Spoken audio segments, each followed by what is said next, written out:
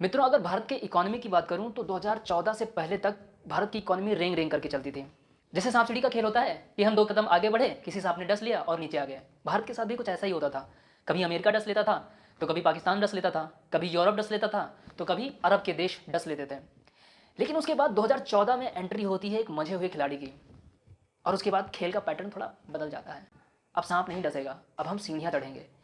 जो देश 2014 में 10वें स्थान पर था, वही देश सिर्फ 8 साल की अवधि में 5वें स्थान पर आ जाता है, और उसके बाद रफ्तार बढ़ती ही जा रही है लगातार। वैसे ये काम मनमोहन सिंह के बस की बात थी भी नहीं, क्योंकि अगर जंगल में जीना है तो आपको शिकारी बनना पड़ेगा, वरना फिर आप शिकार बन जाएंगे। लेकिन 2014 में इंटरनेशनल मार्केट में एक नया शिकारी आया है, जिसका नाम है नरेंद्र मोदी, और वो अब इस जंगल में शिकार करने निकला है। आज कंडीशन ये है कि भारत को जिसने रुलाया है, गिन गिन के बदला ले रहा है ये बंदा। कारगिल के युद्ध में क्या हुआ था, अमेरिका से एक मदद मांगी थी भारत ने। मदद में मांगी थी जीपीएस की हेल्प, क्योंकि पाकिस्तान ने आक्रमण किया था, धोखे से पीठ पर वार किया था, और उस वार के कारण भारत को उन सैनिकों की पोजीशन चाहिए थी, और इसके लिए भारत ने अमेरिका से मदद मांगी थी, लेकिन अमेरिका ने मना कर दिया। आज भारत ने जीपीएस का बाप बनाया है, IRNSS, Indian regional navigational satellite system. ये जीपीएस की तुलना में 2 गुना ज़्यादा एक्यूरेट है। जीपीएस 30 मीटर तक की वैल्यू देता है, और ये 10 मीटर तक की वैल्यू देता है। यानी अगर किसी पर अटैक करना हो, तो अगर आप नाविक का इस्तेमाल करते हैं तो 10 मीटर के भीतर भीतर पिन पॉइंट करके अटैक करेगा।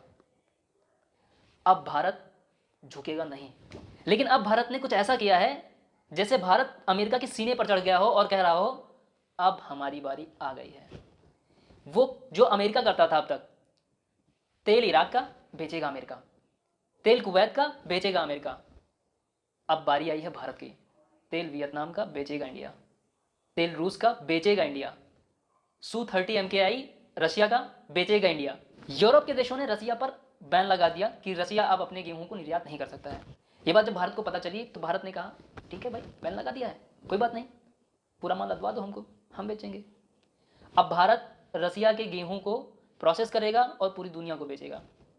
वैसे अगर जिसको लग रहा हो कि ये काम बड़ा ही सरल है, तो उसके लिए मैं बता दूं, आज की डेट में पूरे यूरोप, पूरे अफ्रीका, पूरे अरब, किसी भी महाद्वीप में किसी भी देश की ये हिम्मत नहीं है कि वो ये काम कर दे भारत को छोड़ करके। इसलिए बात छोटी नहीं है। पाकिस्तान ने भी कोशिश की थी, इमरान खान गए थे रशिया, क्या हुआ, गायब हो गए, पाकिस्तान की सत्ता से ही गायब हो गए। और मोदी के साथ क्या हो रहा है, रसिया है, तारीफ किए जा रहा है, पुतिन, वाह मोदी जी, वाह मोदी जी। अमेरिका है, तारीफ किए जा रहा है, बस मोदी जी ही हैं सब कुछ। यूरोप है, तारीफ किए जा रहा है, मोदी जी ही पार लगाएंगे। बात तो है कुछ ना कुछ।